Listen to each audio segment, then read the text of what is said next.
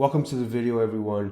So I was asked by a couple of people on how to work with loops. It's a good question. Nowadays, everything is around loops. And there are plenty of videos on YouTube on how to work with loops as well. But I think people just want my input on how I work with loops. I think what a lot of people get caught up on is the BPM of the sample and the key that the sample is in. And that's why I want to refer to MIDI loops. If you can find loops that are based in MIDI, it's a lot easier for you to change the key of the loops. You're not going to be able to change the key of the sample with a WAV file, right? So I have an Ovation circuit right here. A friend of mine lent it to me. So if you want to know anything about this, working together with the MPC, obviously. I have some drum loops, some sample loops, and I'll start with a sample loop. I'm going to open this.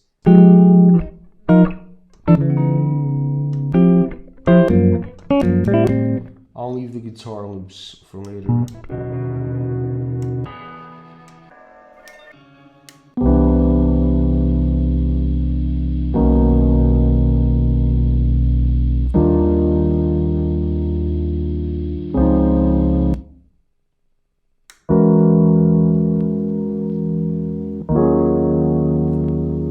Okay, I'll load this one in.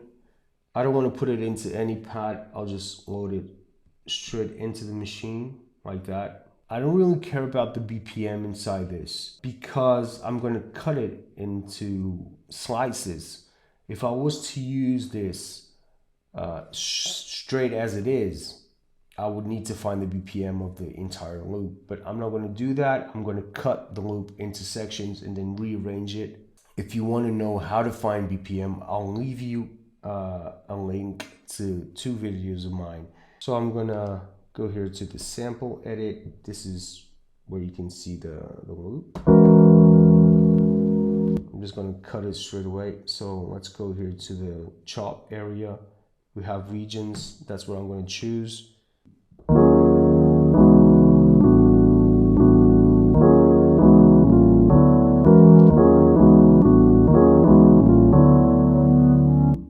After this, I'm going to convert this to a new program. If you know me, I use pad parameters all the time. I'll also have a video on this and why I choose pad parameters over non-destructive. Press do it. Now we have a new program right there. This is obviously a drum program.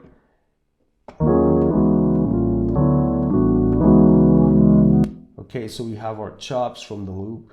You don't need to cut your loop. You can just use your loop straight away the way it is. But you know, I'm gonna cut my samples. I'm gonna go into the browser and I'm gonna go into my drum loops. These drum loops are available on Patreon.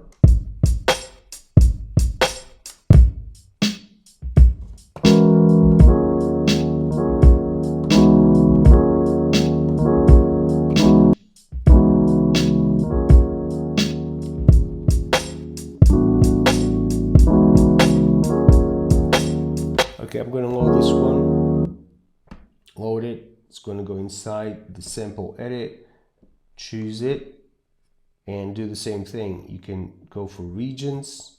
I'm going to the zoom area right there, trim it because some of these hits have swing. And again, you can use the beat straight as it is. You don't need to change anything to the beat. You know, I can just put the beat. Let me create here a new program. I'm just naming this DR. I'm going to tap on the edit sample, so it takes you to the sample edit. There we go.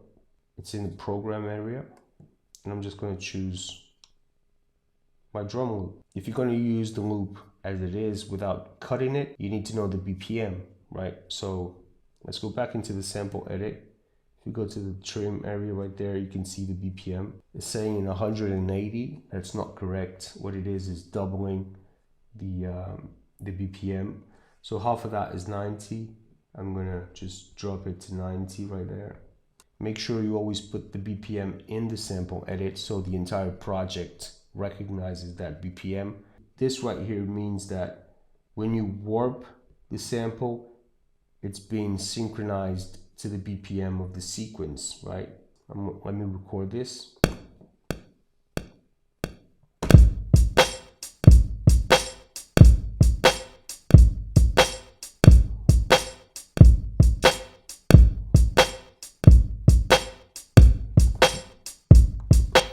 can change the BPM now, and that will affect the length of the drum loop as well. And that is because it is being synchronized to the BPM. So if you change the BPM of the sequence, it warps the sample to match the length of the sequence as well. Now I'm going to go back to track number 1 where my chops are. And you can chop the drum loop as well if you want. So you do the same thing to any sample, any loop that you have. You can cut it into even bits, or you can use it that way where you use the BPM to synchronize to the sequence. It depends, it's up to you really. So now what I'm going to do, I'm going to go into the program edit of this sample right here. I'm going to go into that icon there and select all. I want to edit all the pads at the same time. I'm going to warp all the slices, right? So warp, but I'm not going to synchronize it to the BPM. I don't want that because these are slices. I just want to warp each slice to the original length of each slice. I can change it. If I want, I can make the slices a bit longer or shorter. But BPM sync, some people use it for slices. I really don't see the need for that. I think BPM sync is more for an entire loop. Okay. And the reason why I warped it is because I want to pitch it up or down, and I want it to maintain the same length, right?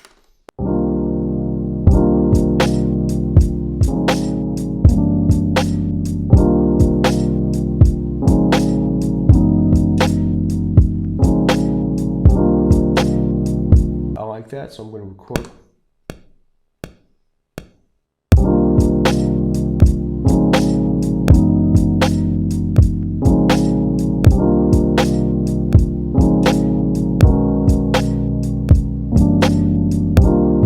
Trying to find a combination. I didn't like that. I'm going to go here to the grid.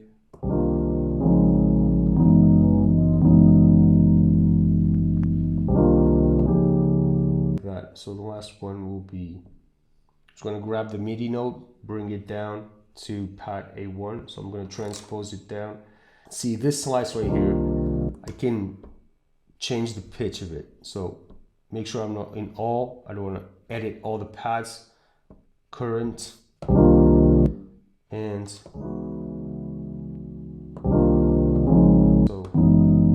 let me push this back there.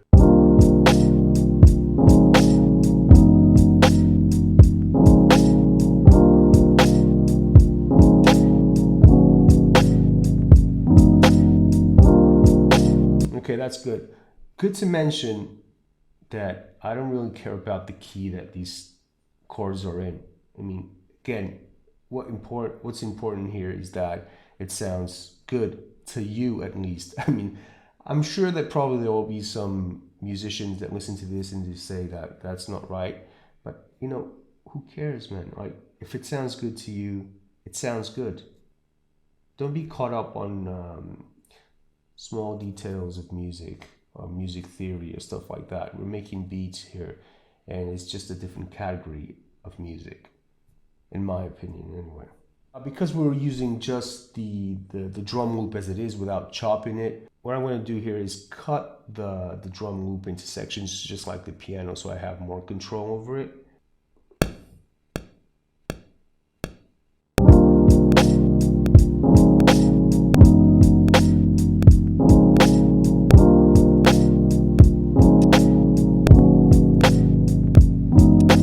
By chopping everything and recording it this way, it changes the swing of the sample. I'll just mute and unmute the track so you can listen to it. So this is the original.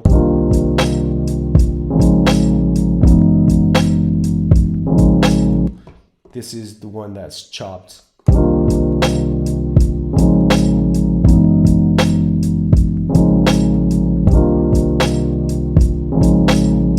But you can still have the swing by doing this. So let's go back into the sample edit. Is when you convert this, you have a thing called create events. Okay, it's going to ask you how many bars does the loop have. 4 bars. You have to count the bars. You have to know how many bars the loop has. This way, it's going to place the slices exactly how they are inside the sequence, and it's going to provide you with the same swing. So let's do it. Now let's go here to the new track. It's this one. You can see that now we have the MIDI events. If we zoom in, you'll see that we have the swing. So the notes are not exactly inside the grid. You can now move things around. You can move the MIDI notes around, but you still have the same swing. Okay, so because you have everything sliced up, you can add in extra sounds to this. So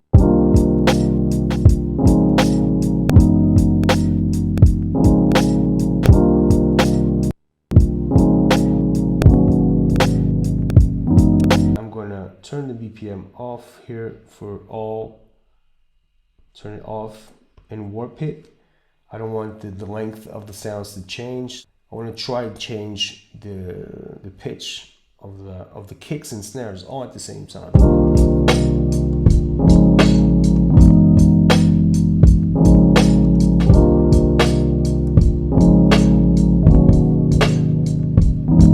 gonna go to the browser and I want to get to those guitars that we were listening to earlier. There's another thing that you can do. I haven't mentioned this, but this is new to the 2.5. We have warp and sync to the beat, so you can audition loops this way, where you can be listening to the sequence that you created, and then also listening to sound that you have inside your browser, and it will warp to the tempo of your sequence, and it will synchronize with the sequence at the same time. So this is pretty cool.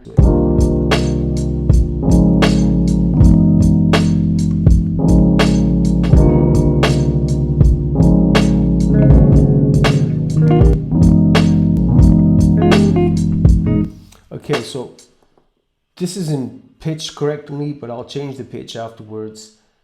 I'll load this one in. Let's go into the sample edit again. And here we have the guitar. I'm gonna cut it into regions. Let's see if I can make anything out of this. So I'm gonna convert it to a new program, the same thing. I'm not gonna create any events for this. So let's go to a different track here. Let's go to the guitar and let's see if we find something, right?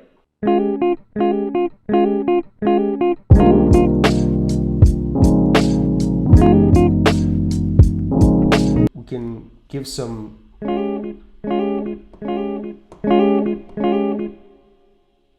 really just working with loops ends up being the same as working with one shots, where you just cut the loop into sections and rearrange the sections, pitch it. But if you want to work with just the loop straight as it is, the workflow is even simpler. You just need really to find samples that are in key with each other and just use them that way. Just the way I did here with the drums at first, where I just found the BPM and put it straight into the track.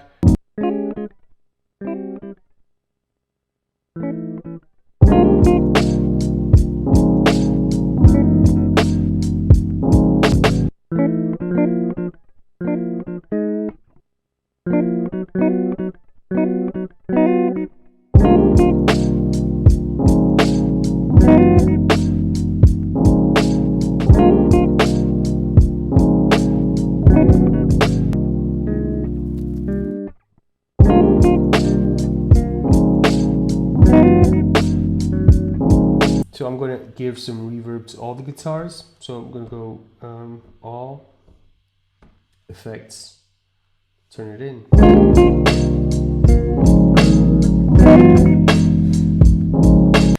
So I got that tiny little lick there, but I want to put somewhere.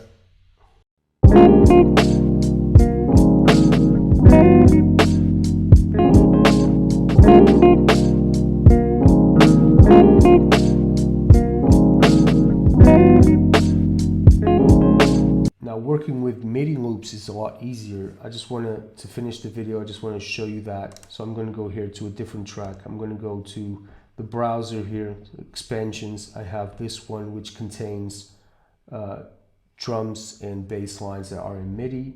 So I'm going to go here to the sequences.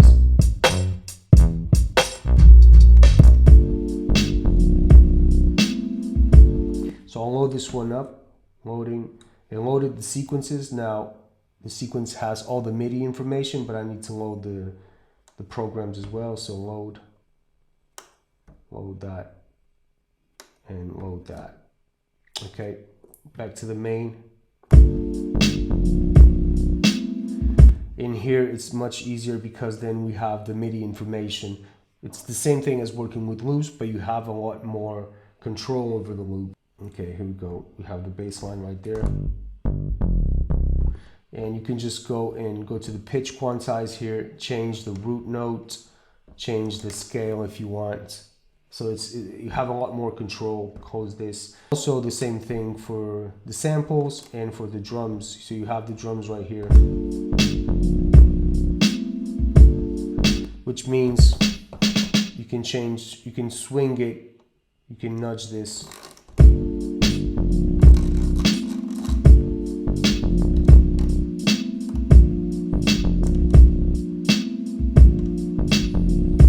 So you have a lot more flexibility when you're working with MIDI loops, right? MIDI, I think, is the future. Even though all of us really work with WAV files, for samples, you can't really get around it. It has to be in a WAV file. But if you want, you need to try to find MIDI loops, you know, for the drums, for the bass lines, for melodies. It offers you a lot more than, you know, just cutting the drums and trying to rearrange the drums. If you can, just find MIDI, because, you know, it will help you tons more. And as you saw, man, I just loaded the sequence straight into the MPC and played it. You don't even need to record it because the MIDI is going to jump straight into the sequence. So if you want it, this is on Patreon again, you know. But that was it, working with loops the way I work with loops. A lot other people have their own workflows, but it all revolves around the same thing. You just bring in the WAV file, you cut it if you want. If not, just put it straight onto a track and loop it. If I wasn't clear about anything, you know, you guys can always ask away, and I'll answer what I can. I hope you enjoy the beat I made. I'm going to mix it right now. Some sounds were distorting a little bit, but I'll try to mix it well, and you're going to listen to it now. So thank you very much for watching, for tuning in. If you have questions about the circuit with the MPC, put them down below, because that will be on my next video as well. And that's it. Thank you so much for everything, guys. Thank you for following and subscribing and all that. It means a lot. Thank you for your support. Thank you for everyone at Patreon. You guys are the best. Thank you so much for your support as well. And I'll see you on the next video. Okay, thank you so much. Take care.